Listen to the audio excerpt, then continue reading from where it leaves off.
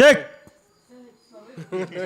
Praveen George mike check check 1 2 3 तुम तुम्हारे अगले जन्म जन्म से हीरा का मोती ने कम से जरूर दूंगा अपनी किस्मती कुछ ऐसी है तेरे नौकरी मिलेगे ఈ షోలో డైలాగ్ ఇది కాదండి ఇది ఐ థింక్ రోటీ కపడా और మకాన్ కానీ రోటీ కానీ దాంట్లో డైలాగ్ ఇది ఇంకా మంచి డైలాగ్ హిందీలో సార్. అంటే ఇది ఎందుకో కానీ అది వింటా కొలిది నాకు వచ్చేసింది. దీని అర్థం నాకు తెలీదు, ఇప్పటికీ తెలీదు. ఎవరికన్నా నేను ఇది వినిపించాను అనుకోండి, ఏంటండి అని అడుగుతారు హిందీ వాళ్ళు కూడా. అది హిందీ వాళ్ళు కూడా అడుగుతారు, నాకే తెలియదు, ఇంక నేనేం చెప్పను అని. ఎవరికన్నా నేను అడిగి సరదాగా అర్థం చెప్పమంటాను, ఎవరో చెప్పరు. సార్ ఉదయం నుంచి నాకు ఇది తినిపించారు, ఇంకా చాలు సార్. ఇంకా ఫుడ్ అసలు ఈ గోదావరి వాళ్ళతో సమస్య ఏంటంటే తిండి పెట్టి ఆ ప్రేమలతోనే సగం చంపేస్తారు. ఇప్పుడు నేను ఉదయం నుంచి వచ్చాను, ఏమేమి తింటున్నాను, ఇప్పుడు ఇంకేమో రకరకాలు తెప్పిస్తున్నారు. ఇప్పుడు ఇంకా చాలు సార్, ఇంక ఇంటర్వ్యూ స్టార్ట్ చేసేద్దాం సార్. ఓకేనా సార్? Okay sir. కాస్త మంచి మూడ్లో ఉన్నారు, మనసులో ఉండే మాటలన్నీ మాట్లాడేద్దాం సార్. మీరు రెడీగా సార్? ఏం దాచుకోరు కదా? జాఫర్ ఏమి ఇలాంటి ఇది అడగొద్దు, మీ ఇష్టం వచ్చినట్టు అడగండి. నేను కాంగ్రెస్ పార్టీలో ఉన్నాను ఇప్పుడు, ఏం మిగతా విషయాలు ఏం అడగొద్దు. ఏమన్నా మీరు అడిగింది అన్నీ చెప్తాను సార్, ఫ్రాంక్గా నా మనసులో ఉన్నదంతా చెప్తాను సార్. 40 సంవత్సరాలు మీరు కాంగ్రెస్ పార్టీ ఇండస్ట్రీ చిన్న స్థాయి నుంచి పెద్ద స్థాయి దాకా ఎదిగారు, దళితుల్లో ఒక ఐకానిక్ లీడర్. ఏం సార్ మీకు ఎందుకు పిసిసి అధ్యక్షుడు పోస్ట్ వరించట్లేదు? నేను బొత్స సత్యనారాయణ పిసిసి ప్రెసిడెంట్ అప్పుడు కూడా నేను యాస్పిరెంట్. అప్పటికే నా లీడర్షిప్ని ఇంప్రూవ్ చేసుకున్నాను హైకమాండ్ దగ్గర. తర్వాత నేను ఇప్పుడు కూడా నాకు వస్తుందని అనుకున్నాను కానీ రాలే. దానికి నేను విశ్లేషించుకున్న విషయం ఏంటంటే, సోనియా గాంధీ కాంగ్రెస్ పార్టీ మీద నేను అవిశ్వాస తీర్మానం పెట్టాను. ఎప్పుడు? రాష్ట్ర విభజన సమయంలో. అవును. అప్పుడు కాంగ్రెస్ నన్ను పార్టీ నుంచి బహిష్కరించింది. అంటే ఆంధ్ర గురించి పోరాటం చేసినందుకు కాంగ్రెస్ నుంచి బహిష్కరించింది. ఆ రోజు నేను చాలా బాధపడ్డాను, చాలా ఏడ్చాను కూడా. కారణం ఏంటంటే నా ఎదుగుదలకు కాంగ్రెస్ పార్టీయే కారణం. అన్విత గారు ఇంకా చాలండి, ఇంకా ఉదయం నుంచి ఇంకా నేను అంత ఫుడ్ లవర్ కాదండి బాబోయ్. దాన్ని చూస్తే మరి తినకుండా ఉండలేకపోతున్నాను సార్. వేసుకోండి సార్. అర్థమా సార్ ఈ మధ్యలో ఇంటరప్షన్ చెప్పండి సార్. రుద్రరాజుని పెట్టడానికి రీజన్ ఏమై ఉంటుందండి? ఎక్కడా వైఎస్ఆర్సీపీకి దెబ్బ తగలకూడదు. అదేంటది? కాంగ్రెస్ పార్టీకి ఓట్ బ్యాంక్ పెరగకూడదు, సురక్షితంగా వైఎస్ఆర్సీపీ ఉండాలన్నది వీళ్ళ ఇంటర్నల్ అజెండా. మీరు ఏమనుకోకపోతే ఇంకో ప్రశ్న అడగొచ్చా? ఇబ్బంది అయితే జవాబు చెప్పొద్దు. ఇప్పుడు షర్మిల వస్తున్నారు కదా, దీన్ని మీరు ఎలా విశ్లేషిస్తారు సార్? షర్మిల రావడం కాంగ్రెస్ పార్టీకి మంచిదే. కాంగ్రెస్ పార్టీకి ఎక్కడ మంచిదండి? కాంగ్రెస్ పార్టీ మొత్తం హోల్గా రాజశేఖర్ రెడ్డి బిడ్డగా మంచిదే. ఆమెని ఏఐసిసి పదవి ఇచ్చి, లేకపోతే కర్ణాటక నుంచి రాజ్యసభకు పంపించి కాంగ్రెస్ పార్టీలో జాయిన్ చేసుకుంటే ఇట్స్ ఓకే. బట్ ఇక్కడ స్టేట్గా లీడర్షిప్ ఇవ్వడానికి మటుకు ఆమె అర్హురాలు కాదు. అంటే పిసిసి అధ్యక్షురాలుగా తెలంగాణలో రాజ్యం స్థాపిస్తాను, నేను తెలంగాణ ఆడపడుచును, తెలంగాణలోనే పుట్టాను, హైదరాబాద్లో పుట్టాను, హైదరాబాద్లో పెరిగాను, హైదరాబాద్లోనే గొప్పమలాడాను, నేను హైదరాబాద్ ఆడపడుచుని, నా అత్తింటి వారు హైదరాబాద్ వారు, కాబట్టి నేను ఎట్టి పరిస్థితుల్లో హైదరాబాద్లోనే ఉంటాను అని స్పష్టంగా స్టేట్మెంట్ ఇచ్చి, మీరు తినండి సార్ కొంచెం పర్లేదండి, స్టేట్మెంట్ ఇచ్చి, ఆ స్టేట్మెంట్ ఇచ్చిన తర్వాత తన పార్టీ మనుగడ సాగించలేక తను ఫెయిల్యూర్ అయ్యి కాంగ్రెస్ పార్టీకి అక్కడ మద్దతు ఇచ్చి, వాలంటీర్గా మద్దతు ఇచ్చి, వితౌట్ కండిషన్స్ వాలంటీర్గా మద్దతు ఇచ్చి, ఎందుకంటే తన దగ్గర పోటీ పెట్టడానికి కూడా అభ్యర్థులు లేరు. అటువంటి పరిస్థితుల్లో ఆమెకు కూడా సీట్ ఇవ్వలేదు. ఆమె వాలంటీర్గా సపోర్ట్ చేసింది కాంగ్రెస్ పార్టీ.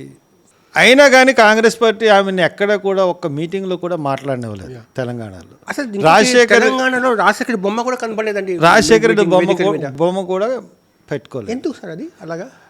అంటే రాజశేఖర్ రెడ్డి 2009 ఎలక్షన్స్లో తెలంగాణలో మీరు ప్రచారం అయిపోయిన వెంటనే కడప వచ్చి వీసా తీసుకుని పోవాలా, మనం పాస్పోర్ట్ తీసుకుని పోవాలా. మనం అధికారంలోకి రాకపోతే తెలంగాణ వెళ్ళాలంటే వీసా పాస్పోర్ట్ కావాలి అన్న స్టేట్మెంట్ ఇచ్చారు. అందువల్ల రాజశేఖర రెడ్డికి తెలంగాణలో పెద్ద యాక్సెప్టెన్సీ లేదు కాబట్టి తెలంగాణలో అతను బొమ్మ పెట్టలేదు. అక్కడ అందు గురించి అక్కడ షర్మిల విత్డ్రా అయిపోయింది, వచ్చేసింది. సార్ ఇప్పుడు షర్మిల విషయంలో ఏంటి సార్, అవి ఎవరు ప్రయోజనాల కోసం వచ్చింది? కాంగ్రెస్ పార్టీ అంటే వ్యక్తిగత సంబంధించిన ఇష్యూస్ నేను చెప్తాను. ఎప్పుడైతే ఇంత చేసిందో ఇప్పుడు షర్మిల రావడం వల్ల ఏమవుతుందంటే ఆంధ్ర ప్రజల మనోభావాలు దెబ్బతింటాయి. ఎలాగా? తెలంగాణలో ఆమె ఆడపడుచున్నది, తెలంగాణలో పార్టీ పెట్టింది, తెలంగాణలో పార్టీ పెట్టిన ఆమెని ఆంధ్రాలో కాంగ్రెస్ పార్టీ దిగుమతి చేసుకుని ఆమెకు లీడర్షిప్ ఇస్తే ఆంధ్ర వాళ్ళ పరిస్థితి మాకేంటి అంటే మళ్ళీ తెలంగాణలో వచ్చి మమ్మల్ని పరిపాలించాలా? తెలంగాణ ఆడపడుచుని కాదు, నేను రాజశేఖర రెడ్డి బిడ్డని, నేను ఎక్కడే పార్టీ పెడతాను అని చెప్పున్నట్లయితే ఫస్టే అందరూ యాక్సెప్ట్ చేద్దరు. కానీ తెలంగాణలో పార్టీ పెట్టి పార్టీనేమో కాంగ్రెస్ పార్టీలో కలిపేసి ఇప్పుడు ఆంధ్రాలో లీడర్షిప్ చేస్తానంటే ఆంధ్రాలో యొక్క మనోభావాలు దెబ్బతిన్నవా? అంటే ఆమె పార్టీకి బాధ్యతలు, కీలక బాధ్యతలు చేపడితే వైసీపీకి కొంచెం డ్యామేజ్ కదా? వైసీపీకి డ్యామేజ్ కాదేమో అనుకుంటున్నానండి. కారణం ఏంటంటే నిజంగా వైసీపీకి డ్యామేజ్ అయితే జగన్మోహన్ రెడ్డి ఒప్పుకోడు. ఇప్పుడు ఎందుకు అంటే నేను చెప్తున్నాను, నిజంగా జగన్మోహన్ రెడ్డితో విభేదాలు ఉన్నట్లయితే, షర్మిలకి నిజంగా విభేదాలు ఉన్నట్లయితే ఆమె పార్టీ తెలంగాణలో ఎందుకు పెడుతుంది? ఆంధ్రాలోనే పెట్టును అంటే తెలంగాణ నువ్వు చూసుకోము, ఆంధ్ర నేను చూసుకుంటాను అన్న ఒప్పందం మీద తెలంగాణ వెళ్ళిపోయింది. ఇప్పుడు ఆంధ్రాకి ఆయన యాక్సెప్టెన్స్ ఇచ్చాడంటే, ఎందుకంటే యాక్సెప్టెన్స్ ఇచ్చాడు అని నేను చెప్తున్నానంటే ఆమె పెళ్లి కార్డు వాళ్ళ బ్రదర్కి ఇచ్చిన నేపథ్యంలో వాళ్ళిద్దరి మధ్య ఒక అరగంట సంభాషణ జరిగింది. దాని తర్వాత ఆమె ఢిల్లీ వెళ్ళి కాంగ్రెస్ పార్టీలో జాయిన్ అయింది. జాయిన్ అయిన తర్వాత మీరు ఇమీడియట్గా ఆల్ రామకృష్ణారెడ్డి పార్టీకి వైఎస్ఆర్సీపీకి పదవికి రాజీనామా చేసి షర్మిలతో ఉంటానని ప్రకటించాడు. ఎందుకంటే వైసీపీలో ఈ రోజున బాగా గొడవలు జరుగుతూ ఉన్నాయి, చాలామంది బయటకు వెళ్ళిపోయే పరిస్థితులు ఉన్నాయి. వైసీపీ పార్టీ చాలామంది అసమ్మతివాదులు పెరిగిపోయారు. వీళ్ళందరినీ తను అట్రాక్ట్ చేస్తుంది, తెలుగుదేశానికి వెళ్లకుండా వాళ్ళందరినీ అట్రాక్ట్ చేస్తుంది. దానివల్ల నాకు వచ్చి పెద్ద ముప్పే ఉండదు. నా vote bank Congress vote bank ఒకటే కాబట్టి అదే కాంగ్రెస్ వైసీపీ ఓట్ బ్యాంక్ అది చీలిస్తే వైసీపీకి షర్మిల రావడం వల్ల ఆ ఓట్ బ్యాంకు కాంగ్రెస్ పార్టీకి రాదు. కారణం ఏంటంటే కాంగ్రెస్ అంటే ప్రజలు, ముఖ్యంగా వైసీపీ కాంగ్రెస్ ఓట్ బ్యాంకు అయినటువంటి ప్రజలు ఇక్కడ కాంగ్రెస్ పార్టీకి ఇచ్చిన శాతం 1%. ఈ 1% నుంచి 20% రావాలంటే ఈ వర్గంలోంచి నాయకుడు ఎదగాలి. ఏది ఎస్సీ ఎస్టీ బీసీ మైనార్టీలోంచి నాయకుడు ఎదగాలి. అప్పుడే ఈ ఓట్ బ్యాంక్ బయటకు వస్తుంది. తప్పితే వైఎస్ జగన్మోహన్ రెడ్డి మీద అసమ్మతిగా ఉన్నటువంటి ఎస్సీ వర్గం, మైనార్టీ వర్గం, షర్మిల అయినా ఒకటే, జగన్ అయినా ఒకటే. కాబట్టి మనం ఎందుకు వెళ్ళాలి కాంగ్రెస్ పార్టీకి అన్న ఆలోచిస్తాడు ఆంధ్ర సగటు ఓటర్. కాబట్టి వైసీపీకి లాభం అవుతుంది, కాంగ్రెస్కి నష్టం అవుతుంది షర్మిల. సరే, మీరు ఒక కాంగ్రెస్ పార్టీ నాయకులుగా ఇంత ఓపెన్గా మాట్లాడారు కదా. ఇప్పుడు ఈ ఇంటర్వ్యూ రేపు టెలికాస్ట్ అయితే పార్టీ మీ మీద యాక్షన్ తీసుకున్నా పర్వాలేదా? నేను ఎప్పుడు కూడా నా అభిప్రాయాలు కుండలు బద్దలు కొట్టినట్టు చెప్తానండి. ఇదే అభిప్రాయాన్ని నేను ఢిల్లీలో రాహుల్ గాంధీ ఎదుర్కొంటూ చెప్పాను. అది 4 వాల్ మధ్య చెప్పారు, ఇప్పుడు కెమెరా ముందు చెప్తున్నారు. ఈ 4 వాల్ మధ్యన సంభాషణలన్నీ కూడా మా లీడర్లు అందరూ కూడా బయటకు వచ్చి బహిర్గతం చేశారు. నేను చింతామోహన్ అపోజ్ చేసామని బహిర్గతపరిచారు మా లీడర్లే. అంతేకాకుండా కాంగ్రెస్ పార్టీ అధిష్టానం షర్మిల వస్తే బాగుంటుందా లేదన్న విషయం కనుక్కున్నప్పుడు ఇంచుమించుగా షర్మిలకి ఇచ్చేశారన్నట్లుగానే షర్మిల నాయకత్వం చేపడుతుంది అన్నట్టుగా, రేపు ఎల్లుండో షర్మిలకి నాయకత్వం అప్పగిస్తారన్నట్టుగా ప్రచారం చేశారు. అది ఇంకా తప్పు.